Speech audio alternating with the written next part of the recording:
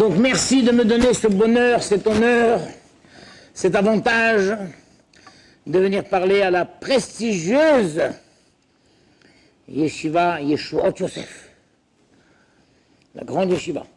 Je vois des visages que je connais évidemment et d'autres visages nouveaux. Donc enchanté de faire votre connaissance. Toi je te connais, non? C'est vrai, Hazak.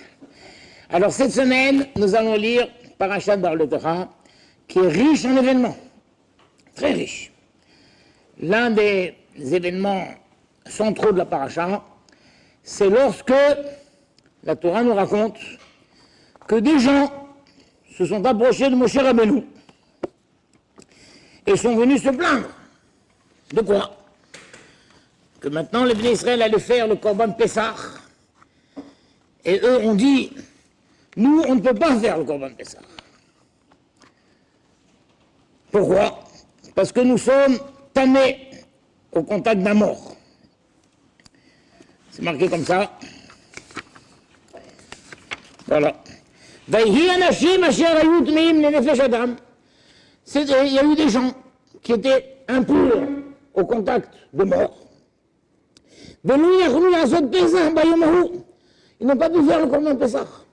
Parce que dans le désert, pendant les 40 ans, ils n'ont jamais fait le Korban Pessah. Juste la deuxième année, ils sont sortis d'Égypte. La première année, ils ont fait le Korban Pessah en Égypte. Ils sont sortis d'Égypte. L'année suivante, ils ont fait le Korban Pessah. Après, ils n'ont plus fait. Donc c'est un événement extraordinaire. Et des gens qui étaient damnés n'ont pas pu faire le Korban Pessah. Ils se sont approchés devant Moshe. Ils sont approchés devant Moshe et devant Aaron ce jour-là. Et ces gens-là ont dit à lui, ça veut dire bien qu'ils sont approchés devant Moshe et Aaron, mais ils se sont adressés à Moshe Rabbeinu. Nous sommes impurs au contact d'un mort. La manigara, pourquoi on sera moins que les autres?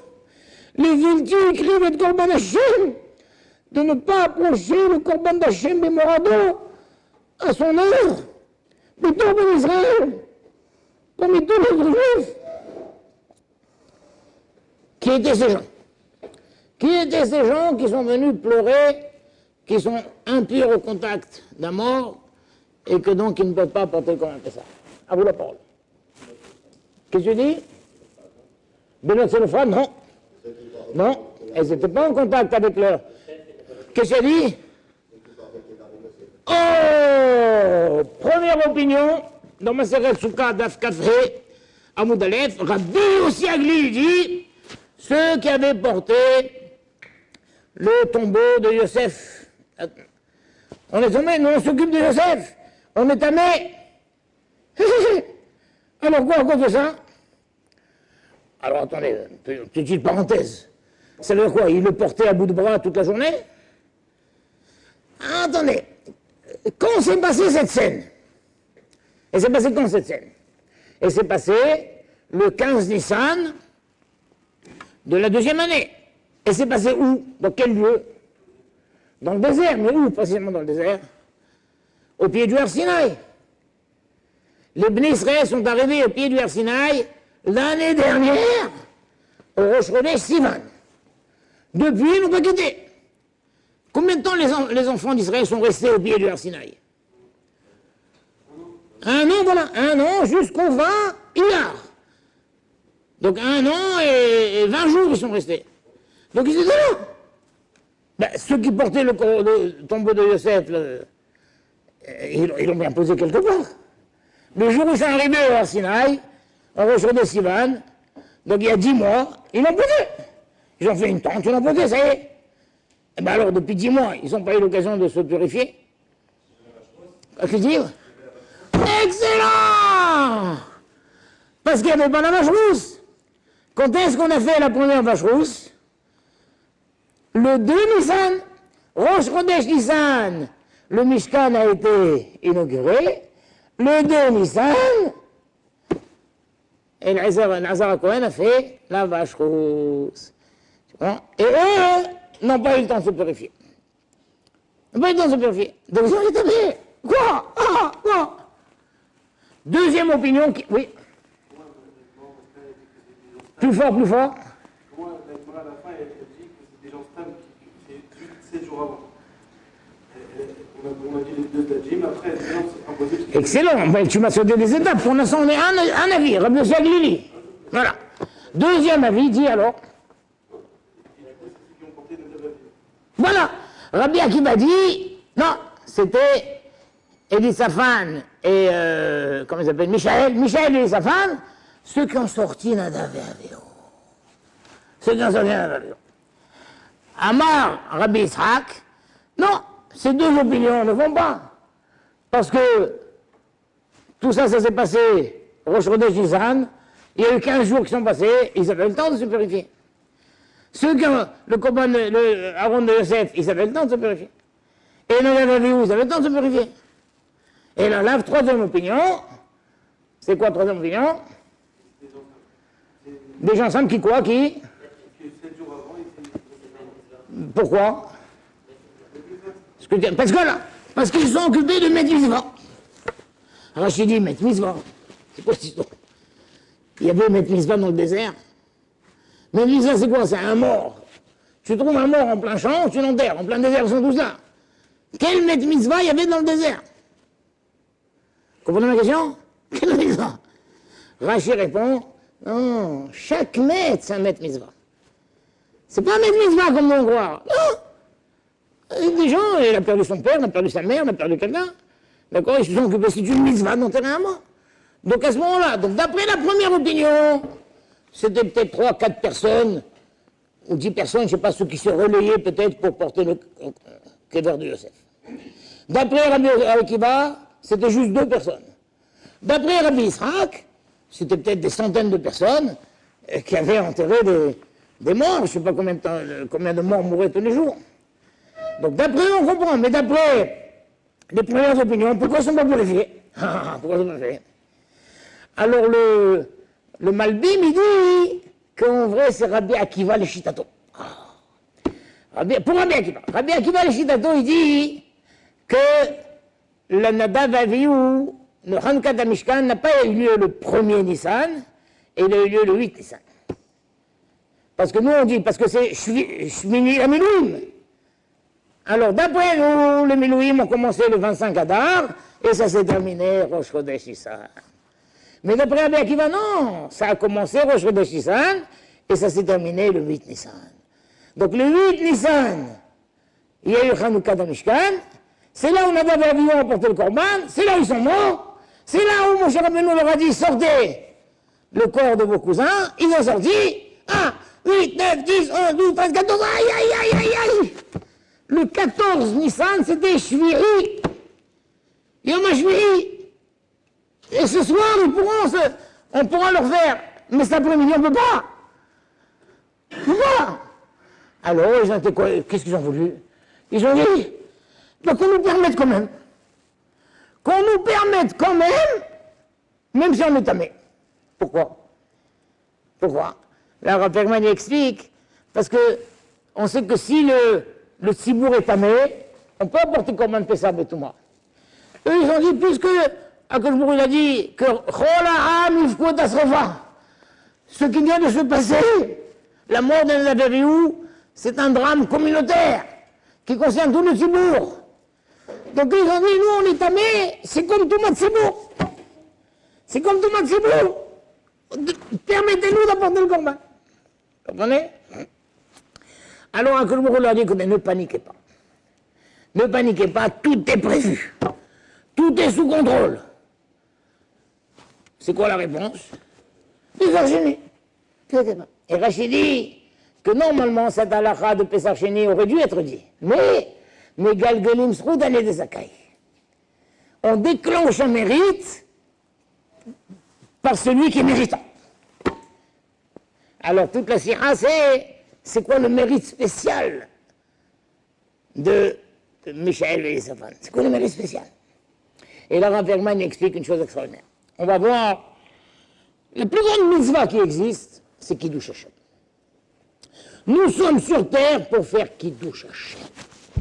Et la plus grande avéra, c'est quoi? Kiddush Hashem. Donc, on dit tout ce que j'ai créé, Nirvodia s'est dit, vous êtes là sur terre pour faire Kiddush Hashem. Un juif, dans chaque Le Rabbeinu Yonah, il dit, dans chaque tnoua, chaque mouvement, chaque mot, chaque allusion avec les yeux, tout, ça doit être un Kiddush Hashem. Tout, ça doit être un Kiddush Hashem. Sa manière de marcher est Kiddush Hashem. Donc, maintenant, mais la base, la halakha, propre de Kiddush Hashem, c'est quoi? C'est quoi la halakha de Kiddush Hashem? C'est que si on nous force à nous convertir, on se laisse tuer plutôt que se convertir. Ça, c'est Kiddush Hashem. Kiddush Hashem, tu ne dois pas te soumettre. Et ça passe sur toute autre pression, comme il dit le Rama. Le Rama, n'aie pas honte quand tu fais Avodat Hashem, même si les gens se moquent de toi et tout. Ne fais pas attention, tu fais ta Avodat Hashem. Évidemment, ne fais pas des choses ridicules, mais tu fais ta Avodat Hashem. Je dis, qu'est-ce que tu fais? Je dois faire Mincha. Ah, pourquoi t'es religieux maintenant? T'as fait Tchouva? Quoi, t'as rejoint tous ces fanatiques là? Mais je fais quoi dans la vie? Je suis allé Shiva. Quoi, toi aussi t'es un parasite et tout? Merci. Merci beaucoup. Merci beaucoup. D'accord? Kiddush Hashem, je n'ai peur de rien, je fais ma Avodat Hashem, et je ne cède à aucune pression, et même si ça va jusqu'à me laisser mourir, c'est Hashem. Mais on voit maintenant ici une autre forme de Kiddush Hashem. Incroyable. C'est que Michel et Elisaphan étaient très intelligents. Lorsque Moshe Rabbeinu, d'ailleurs, petite parenthèse, pourquoi Moshe Rabbeinu a demandé aux cousins de sortir le corps de Nadav Avihu? Il y avait des frères, Elazar et Tamar. Pourquoi il n'a pas dit aux frères, sortez le corps de vos frères? Hein? Qu'est-ce que tu dis? Le quoi? Le 8e jour. Non mais le jour où ils sont morts, Nadav Avihu. Mais quoi, mais un Kohen Gadol? Un Kohen Gadol, il veut pas, mais les sept Krovim. Il n'y en a plus de Kohanim après, il y avait que... Il y a Aaron. Il peut pas, il peut pas faire tout seul. Il ne peut pas se rendre. Hein? Il ne peut pas se rendre. C'est proche. Bravo. J'espérais cette réponse. Un Kohen ne peut pas s'en impur. Mais nous savons qu'il y a les 7 Krovim qui seront impurs. Son père, sa mère. Non, le Kohen, on le force à se rendre impur. On le force à se rendre impur. Son père, sa mère, son frère, sa sœur, sa fille, son fils et sa femme, on le force. Il ne peut pas dire non, mais il y en a d'autres. Non, tu dois, on le force. Alors là, comme Moshe Rabbeinu appelle tout de suite Elazar et Tamar, vite, allez, sortez vos frères. Voilà. Parce que la halakha est qu'un Kohen ne peut se rendre impur que si le corps est entier. S'il y a un accident, quand il y a eu le feu qui est rentré, on ne savait pas dans quel état ils sont. On croyait qu'ils étaient brûlés entièrement. Mais d'après une chita, ils étaient brûlés entièrement. Mais même d'après l'autre, que le corps était entier et que le feu les a brûlés que l'intérieur, ça, personne ne savait. Qu'est-ce qui se passe à l'intérieur? C'est pourquoi il n'a pas pu envoyer Elazar et Tamar, il a envoyé les cousins qui sont les filles. Pas plus fort, je t'en supplie. Quand ils ont vu que, d'après Rechta, que le corps était entier, ouais. Quand ils ont vu qu'il était entier, pourquoi ils se sont occupés? Non, mais ça y est, eux sont rentrés. Ils ont tiré, ça y est. Ah, ouais, vraiment. Non, ça y est, ils sont entiers pour y aller. C'est fini, c'était fait. Ils sont rentrés déjà, ça y est. Ils ont commencé. Alors, d'accord. Donc, mais eux, maintenant, puisqu'on est Yom Shmini, et c'est le tien, ils ont fait un calcul. Attends. Oui, on dit, mais Hela Moshe, on refuse. On refuse. On ne pourra pas faire Korban Pessah. Trouve quelqu'un d'autre. On refuse. Trouve quelqu'un d'autre. Surtout que... Hein? Mais bidon maintenant. Imagine, moi je suis en train d'aller faire Mincha. Attends, tu peux... Il y a une vieille femme avec... Je parle de mon Mincha pour l'autre, là. C'est quoi cette histoire? Comment je veux devenir tamé? Un petit peu dans l'idée... Faute pour que ton ami soit zoré. Mais ça va pas, non? Et puis de quoi il s'agit ici, Korban Pessah? Quel est le honnête de quelqu'un qui ne fait pas Korban Pessah? T'arrêtes. C'est quoi cette histoire? Ça douche. Je te dis, j'ai rien fait, moi. J'ai rien fait. Carrête! Mais comment carrête pour quelqu'un qui ne fait pas? Quelle est la deuxième mitzvah que si quelqu'un n'a fait pas, c'est carrête? Brit Mila. C'est quoi cette histoire?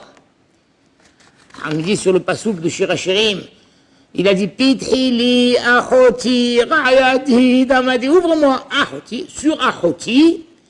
Après, Achoti, c'est Korban Pessah et Brit Mila. Achoti, l'illumination, de fusionner. Fusionner. Le Korban Pessah et la Brit Mila, c'est ce qui crée la fusion entre un juif et un Hachem. Donc quand on dit que quelqu'un qui ne fait pas Korban Pessah, il est Hayav Karet, c'est pas Ronesh Karet. Tu ne peux pas donner un Ronesh Karet à quelqu'un qui n'a rien fait. J'ai rien fait. Puni. Karet, mais j'ai rien fait. T'as pas fait la Brit Mila, puni. Mais j'ai rien fait. C'est quoi cette histoire? C'est pas un matzav de Ronesh Karet, c'est un matzav de Karet. C'est pas un Ronesh Karet, c'est un matzav de Karet. On dit, tu as raison, tu n'as rien fait. C'est pas une punition. Mais tu es dans une situation de Karet. Tu n'as pas fusionné avec Hachem. Un juif, il est là, Hachem est là, il faut créer une fusion. Hop là! Cette fusion, comment se crée? Par la Brit Mila, Dam Mila et Dam Pessah. Dès qu'il y a eu Dam Mila, Dam Pessah, hop là! Et si toi, tu n'as pas fait Brit Mila ou tu n'as pas fait la Korban Pessah, tu n'es pas fusionné. Donc c'est de ça qu'il s'agit. On leur dit maintenant, écoutez, occupez-les d'eux. Mais comment je peux faire? Mais si on fait ça maintenant, on ne pourra pas faire Korban Pessah. Et donc, c'est pas un Karet, Matzav de Karet. Un Matzav de Karet, quoi qu'il en ait, ils auraient pu refuser. Mais eux, ils ont compris que non. Kiddush Hashem, c'est qu'il y a des fois où tu dois être capable d'accepter de renoncer à ta avodat Hashem devant une autre avodat, devant le besoin d'autrui. C'est pour ça que ça, c'est une décision qu'on ne peut pas prendre tout seul. Je ne peux pas décider de ne pas faire Shabbat ou de ne pas faire ça pour aider l'autre. Non, non, ça c'est Alpi Hachamim, Alpi Hacham. Donc quand le Rav leur a dit, les enfants, je vais vous demander maintenant quelque chose d'incroyable. Renoncez à votre Korban Pessah, parce que là, il y a un besoin. On ne peut pas les laisser comme ça. Et eux, des simra, ils ont fait ça. On accepte. C'est ça que je leur dis, Megal Gelim Sroudan Zakai. À quel moment il a dit, vous avez accepté, et vous avez été capable de renoncer à votre propre avodat Hashem, parce qu'il y a un autre besoin. C'est un Kiddush Hashem extraordinaire, ce que vous avez fait. Kiddush Hashem extraordinaire. Alors, Bisroutrem, je vais être mégalé, une paracha que je ne vais pas être mégalé. Vous n'avez rien perdu. Il y a Pessah Sheni. Il y a Pessah Sheni. Ça qu'on dit mégalé, il y a des Zakai. C'est quoi Zakai? Ils ont accepté. Tu te rends compte? Imagine un jour, le Rav, il t'appelle, toi tu es en plein Ayoun. Ayoun, à Tosfot, au gâteau. Oui, attends, oui, le Rav, il dit, tu vois, ce jeune, il vient d'arriver. Fais un petit peu un camarade. Rav, je suis en plein Ayoun, je peux pas, j'en plein Tosfot, je peux pas, là. Mais, je t'en supplie, occupe-toi de lui. Et tu as ma bracha, que grâce à ça, tu comprendras le Tosfot. Si quelqu'un dit, d'accord, il va. Et il fait comment faire un lepet avec lui. C'est Kiddush Hashem. Tu as renoncé à ta propre mahala roukhnit parce qu'on t'a dit qu'il y a autre chose à faire. C'est pour ça? Ça, c'est un niveau de Kiddush Hashem. Il y a un autre niveau de Kiddush Hashem qu'on trouve chez Aaron à Cohen. Lorsque Aaron, Nadav et Abihu sont morts, Moshe Rabbeinu a dit, je savais. J'étais prévenu qu'il allait se passer une catastrophe. Akadosh Baruch Hu a dit, Bekrova et Kadesh, etc. Je savais. Akadosh Baruch Hu m'avait dit, sache que je vais donner un grand coup. Un grand coup. Et je me suis dit, ou toi ou moi, on va mourir. Je vois que c'est ni toi ni moi qui sont morts. C'est Nadav et Abihu qui sont morts, ça prouve qu'ils sont plus grands que toi et moi.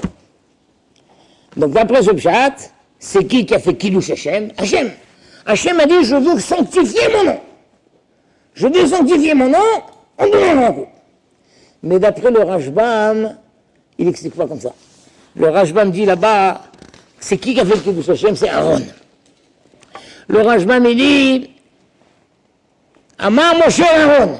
Moshe, il a dit Aaron, mon frère, al tifke, val tehdal min avoda. Ne pleure pas et n'arrête pas ta avoda. Qui a davar azé asher ani omerecha, ce que je suis en train de te dire, ne pleure pas quand tu avoda, ou asher liber Hashem. C'est ça qu'Hachem a dit, mais Krovaï et Kadesh. Par mes plus proches, je veux me sanctifier, quoi? Je veux que quand je vais tuer Nadav et Abihu, je veux qu'Aaron, qui est tellement proche de moi, il continue sa avoda. il continue sa avoda. Les Kohanim Gdolim, Akrovim Elai de Charteni, avec les Kohanim qui sont proches de moi pour me servir, moi c'est avec eux que je vais être Mekadesh. Ani Osid Kadesh. Veloshit Halel Shemi Vavodati. Qui n'est pas un hiloul, une provention de mon nom et de ma avoda. Si Aaron, tu craques, tu dis je peux pas. Je peux pas. Eh ben, c'est un Hilo Hashem. C'est un Hilo Hashem. Aaron, Hashem, il attend de toi que tu surpasses ta peine. Tu surpasses ta difficulté et tu continues à servir Hashem. Bah. Sheken Amalek va Kohen Agadol Mechav. Le Kohen Agadol, il continuera à servir. Même si son père il meurt, etc., il continue à servir. Je veux que l'homme soit capable de montrer qu'il a des forces surhumaines et qu'il peut se dépasser et servir Hachem quoi qu'il arrive. Garder sa sérénité quoi qu'il arrive. Mais je vais vous dire une chose, le défi de la vie, c'est garder sa sérénité. Quoi qu'il arrive, et on voit toutes les histoires de Gdolim qu'on a, gardent leur sérénité quoi qu'il arrive. Quoi qu'il arrive, je suis sur le sabbat Mikelem, je ne sais pas à quel moment, quand les nazis, je ne sais pas comment ils sont venus le chercher, il leur a dit, attendez monsieur, hop, il a mis son chapeau, je vous suis monsieur. Et son chapeau n'a pas bougé, il a combien? Garder sa sérénité, le défi de la vie c'est ça. Quoi qu'il arrive, Hachem nous met chacun de nous devant des situations quotidiennes, des situations d'avion, oh mince, l'ascenseur est en panne, le taxi, le taxi, c'est quoi, j'ai raté mon rendez-vous. Un juif doit garder sa sérénité quoi qu'il arrive. Et c'est le plus grand qui touche Hachem. Tu gardes. Il y avait le Maril Diskin, quand le tsar Nicolas y passait, comme ça tout le monde tremblait, parce qu'il suivit quelque chose de le pas, il fait comme ça, sinon allez, Sibérie. Et même les juifs, ils tremblaient, parce que son regard, au milieu, ce merci, il était là. Il attendait, tous les témoins disaient, il avait l'attitude d'un juif qui attend que la lune se... On attend. Il y a un nuage, on attend que le nuage passe pour faire Bekad Lemana. Maril Diskin, il n'y avait aucune frayeur, il attendait. Comme on attend que le nuage y passe. Et Hachem demande au Kohen Gadol, le plus grand de tous les juifs, que même dans des cas extrêmes, il perd son père, il continue sa avoda. Il perd ses enfants, il continue sa avoda. Et ça que mon cher nous a dit, je t'en supplie, continue ta avoda. Donc vous avez vu, on a vu deux Kiddush Hachem ici. Tiens, le Kiddush Hachem de Safan Michael qui était capable de renoncer à la avoda. Parce que là, c'est le Rossan Hachem. Là, renonce à ta avoda pour le Saint Hachem. Et le Kiddush Hachem de Aaron, continue ta avoda, même si humainement, tu n'es plus dans l'état. Tu es plus dans l'état. Si un juif il dit, je peux pas, je craque. T'es un bidon, t'as rien compris. Et je peux pas. Si Hachem il t'envoie, on voit que c'est fort. Hachem il demande pas au Kohen Hedjot. Un Kohen normal, non. Hachem lui dit, il y a les 7 proches, sort. Hachem ne va jamais demander à un juif plus que ce que ses épaules peuvent porter. Le Kohen Gadol, Hachem lui dit, toi, je peux te demander. Donc chacun de nous, quelles que soient les preuves qu'il a, si Hachem lui a envoyé, c'est qu'il a les épaules à la porter. Et la première chose, ne craque pas. Ne craque pas. Garde ta sérénité, et c'est le plus grand Kiddush Hachem que tu peux faire. C'est beau, c'est pas beau ça. Ça qu'il lui a dit. בכהנים גדולים, שנוסחי של מרדתי, שכן אמר לקדוש ברוך הוא, והכהן הגדול מאחיו, ומן המקדש הוא יצא, ולא יחלל את מקדש אלוקיו. אם לא יצא, קידש, סוף בא, הנה מקדש. ולכן אל תניח העבודה. משה בן je supplie, ne laisse pas עבודה, שאתה כהן גדול, ולא תצא, ולא תחלל, אלא יתקדש הקדוש ברוך הוא ועבודתו על ידך.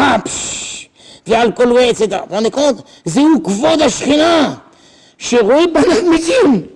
Il voit ses enfants morts devant lui. ומניח לו, il est capable de mettre de côté son deuil, בעבודת בורו. וידום אהרון, effectivement Aaron l'a accepté, il s'est tué, mais Moshe il voulait, il voulait pleurer. Mais quand Moshe me dit, mon frère, résiste, ne craque pas, ressaisis-toi. Continue ta avoda. et pas en pleurant. Bessimcha, comme si de rien n'était. Les Moussa va mitat pshuto. Vous vous rendez compte? Un juif, il y avait un auteur a dit, si certaines choses ne font pas perdre la raison à un individu, c'est qu'il en a guère à perdre. Le gars dit, mais ce qui arrive, il y a quoi de devenir fou? Ah ben moi je perds la raison, hein, je perds la raison. Effectivement, il te dit, si certaines choses ne font pas perdre la raison à un individu, c'est qu'il en a guère à perdre. Mais cet auteur est un goy, un juif, terminez ma phrase, ne perd jamais la raison. Un juif ne perd jamais la raison. Et bien, il voulait voir les fous. Il voulait voir les fous. Il passe dans un hospice, je vois les fous. Bon, on l'amène. Il voit un qui crie comme ça. Rahel! Rahel! Rahel! Non, c'est faux. Ça ne peut pas être Rachel, parce que ça ne peut pas arriver chez un juif. Donnez-moi un nom d'une Goya. Quoi? Qu'est-ce que c'est dit? Quoi? Victoria! Victoria! Victoria! Victoria! Qu'est-ce qu'il a celui-là? Non, il était fiancé avec une Victoria. La veille du mariage, elle a quitté et s'est mariée avec un autre. Il est devenu fou. Voyons. Continue. Un autre. Victoria! Victoria! Victoria! Qu'est-ce qu'il a celui-là? Celui-là, c'est celui qui s'est marié avec elle. Ah ouais. Donc ça peut pas être un juif, ça! Un juif, alors! Alors, si elle t'a quitté, c'est que Mina Shamaim, c'était pas elle. Tu deviens fou. Un juif ne perd pas la raison. Ne perd pas la raison. Au contraire, si tu... Il garde sa sérénité, il garde sa émouna. Comme l'autre, il est venu une fois à la synagogue, il faisait la tête comme ça, et il avait un pansement autour du bras et tout. Qu'est-ce qui arrive? Je comprends plus rien. Depuis que je suis petit, ma mère m'a dit, il faut boire tous les jours un verre de lait. Dans le verre de lait, il y a du fer, il y a du potassium, il y a du calcium, du potassium, ça rend fort. Et moi, depuis que je suis petit, tous les jours un verre de lait. Et là, j'ai un mur à la maison à casser. Je veux le casser pour élargir le salon. Je demandé à quelqu'un, ça me coûte combien pour casser le mur? Il me dit, entre 500 et 600 euros. Ça va pas la tête, non? Qu'est-ce que j'ai fait? J'ai bu 20 verres de lait. 20 verres de lait, et j'ai commencé à cogner. Rien, le mur, il n'a pas bougé, mais j'ai la main en sang, en feu, et je comprends rien. Alors, qu'est-ce que m'a dit ma mère et tout? Le lendemain, on va arriver tous heureux. Le fond de l'air est frais. Olio! Ah, bah, t'as l'air heureux, toi. Tu l'as cassé, ton mur, ça y est? Non. Mais alors quoi? Non, j'ai bu un grand verre de vodka. Et alors? Ben, le mur, je le vois plus. Je le vois plus. Très belle cette histoire. On a tous des murs à casser. Un, c'est sa femme, l'autre, c'est son mari, l'autre, c'est le voisin, l'autre, c'est la belle-mère, l'autre, c'est le beau-père, l'autre, c'est le roche-collet, l'autre, c'est le travers, l'autre, c'est le patron, l'autre, c'est le collègue. On a tous des murs à casser. Alors, un non-juif, qu'est-ce qu'il fait? Mais il colle dedans, on va le casser, le mur. Un juif, il boit un bon verre de vodka. Hop là! Il ne le voit plus. Et c'est quoi ce bon verre de vodka? Un bon verre de Emouna. Tu prends un bon verre de Emouna et te dis, mince, c'est là, Hachem, il dit, mince, je t'attends. Est-ce que tu vas perdre ta sérénité? Est-ce que tu vas craquer, hein? Ou tu gardes ta sérénité? Et tu dis, c'est Mina Shamaim. C'est Mina Shamaim, c'est comme ça, je continue avec. Attends, mais c'est le moment, Hachem, c'est maintenant. Si tu craques, tu cognes, tu rentres en hystérie, il y a de quoi tu m'en fous, tu perds la raison. T'as tout perdu. T'as tout perdu. Chaque fois que tu craques et tu perds la raison, t'as perdu. Tu te domines. Tu bois un bon verre de vodka. Un bon verre d'Emouna. Il faudrait faire vodka Emouna, même Gematria. Trouvez-moi une... Trouvez-moi une Gematria, Emouna, Boucha, Gano, Anizet, trouvez-moi... Tu bois un bon verre d'Emouna et tu dis c'est ménage. Il y avait une très belle histoire d'ailleurs. Un grand chassid. Un chassid du père de Rabbi Aaron Mikarlin. C'est Rabbi Aaron Mikarlin, celui qui a fait le chant. Alors un qui était Rabbi, je sais pas comment il s'appelle, Rabbi peut-être. Bon, lui c'était quelqu'un très mahmir, très méticuleux. Il fabriquait lui-même c'est Matzot Shumrot à partir du blé qu'il a lui-même cherché dans les champs, tout blablabla. Et pareil, il fait fabriquer son vin à partir de raisins qu'il est parti lui-même dans des blablabla. Et ça, Erev Pessah, il a préparé toute la table, les matzot, le vin, la belle napera, il a été heureux, il va à la choule faire le filat. Sa femme qui fait un tour de la table va savoir comment la nappe dépassée, pourquoi pas. En tout cas, un bout de la table se prend avec son tablier, elle tourne, et hop là, elle attire toute la nappe avec elle et tout par terre.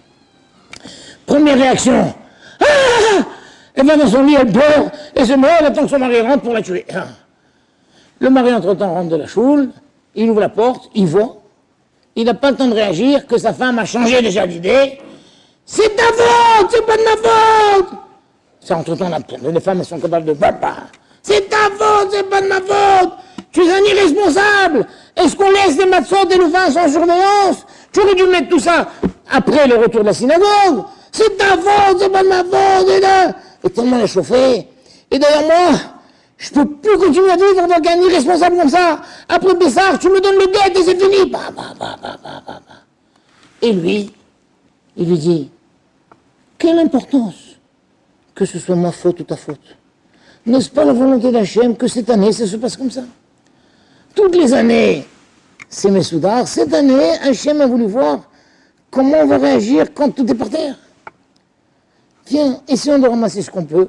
Et bien que lui était très marmire de ne pas manger une matzah qui tombe par terre, il ne la mange pas. Il dit, cette année, c'est pas l'année où il faut faire les rembourtes. Ils ont tout levé, il a fait, et le sourire ne l'a pas quitté pendant tout le Seder. Quand le lendemain est arrivé à la choule, Rabbi Aaron Mikarlin, qui entre-temps, son père était niftar, c'était lui matin, il a dit, ah, mes amis, le Seder de tel Rabbi, il a dit un nom, est monté très haut dans le ciel. Le Seder de tel Rabbi a donné une lueur dans le ciel qu'il n'y avait jamais eu. Mais le Seder de Rav Benish, il est monté plus haut que tous les sarim du monde. Parce qu'il a fait ce qu'Hachem attendait de lui. Hachem a dit cette année, Rav Benish, toi qui es tellement serein, tout ça et tout, je vais voir si tu gardes ta sérénité même quand tout est par terre.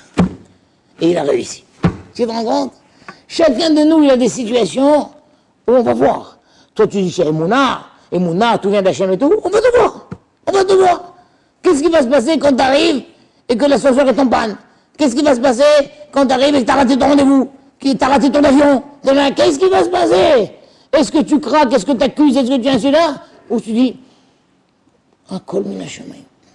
Un kol min hashamayim. Hachem a voulu que ce soit comme ça. Et tu gardes ton sourire et ta sérénité. Tu comprends? Ça, c'était. Donc il y a un qui nous Hachem de garder son sourire, sa sérénité, de continuer sa avodat Hachem comme si de rien n'était. Ça, c'est le Kiddush Hashem d'Aaron. Un autre Kiddush Hashem, d'être capable de renoncer à tout son kinyan roufné. Parce que le rabbi te dit, laisse tout tomber, va t'occuper de lui. Et être capable de le faire aussi. Donc on a 3 niveaux de Kiddush Hashem. Le premier niveau, quand on se moque de ma avoda, on me force à convertir, on me force à ça, je résiste. Quitte à me faire tuer même s'il faut. Deuxième niveau, quand j'ai des problèmes personnels, et je mets tout de côté, et je continue à faire ma Hashem. Troisième niveau, quand on me demande de renoncer à ma Avodat Hashem, parce qu'il y a une autre mission. Incroyable ça, non? Là, on raconte dans Yoma qu'il y avait, vous savez qu'à l'époque, les Kohanim, ils couraient pour faire la Avodah. Il n'y avait pas le tirage au sort. Après, on a institué le tirage au sort. Quelle est la première mitzvah qu'on fait au Beth Amikdash tous les matins, vous savez? Troumat HaDeshen, bravo. Et les Kohanim, ils couraient. Et une fois, 2 Kohanim couraient sur le Kedela. Un, il a fait un sprint, il a doublé l'autre. Paf, l'autre, il a sorti le couteau. Paf. Et il a mis le couteau. Tac, le père du Kohen, il s'est approché. Il dit, ah, ça va. Il l'a mis encore. Vite, il a sorti le couteau. Le couteau n'est pas tamé, Et là-bas, la Gemara dit, le père du Tinok, de l'enfant. C'est pas un enfant. Ça veut dire le père, dans tout son amour, ce fils c'est son enfant. On vient pas d'enlever son fils, il manque. Mais au-dessus de l'amour du fils, il y avait un souci. Qu'un Kéli du Beth Amikdash devienne tamé. Et lui, il a dit, ça va, il n'est pas tamé, là. Vous rendez compte? Ça, c'est Kiddush Hashem. Kiddush Hashem, il a surmonté sa douleur pour sauver le couteau, que le couteau, il reste dehors. Vous vous rendez compte? Alors ça, c'est des cas extrêmes. Hachem, il nous enverra jamais à nous, ça. Ils n'ont pas ça. Hachem nous envoie à nous des petites épreuves au quotidien. Des petites épreuves au quotidien. Et nous, on est un monde aujourd'hui où les gens, pour un oui, pour un non, même pour un peut-être, ils s'écroulent. Ils s'écroulent. Tu vois, un barreau, il s'écroule et tout. Qu'est-ce que tu as? Ouais, non, j'ai reçu un bébé. Et quoi? Je peux pas l'en un T'es tellement fragile. On est une génération tellement fragile. Pour un rien, il peut pas être dans sa chambre, il peut pas. L'autre, il m'a dit que j'étais gros et tout. Et alors? Alors non, je peux pas. C'est quoi ça? Qui douche Hachem? Même si ça t'a offensé, mais garde ta sérénité et viens en Beth Midrash. Et continue à l'ornon comme si de rien n'était. Et comme ça, tu as fait la première misbah, tu as été mes Kadesh Shem Shamaim. Il y a ratson chez Niske, les Kadesh Shem Shamaim, de ne pas nous écrouler, de continuer en ayant Emouna, que si Hachem nous envoie à nous, c'est qu'on a les forces de surmonter ça. Et si on n'avait pas les forces, il n'aurait pas envoyé. Voilà, Bracha V'Atzlacha.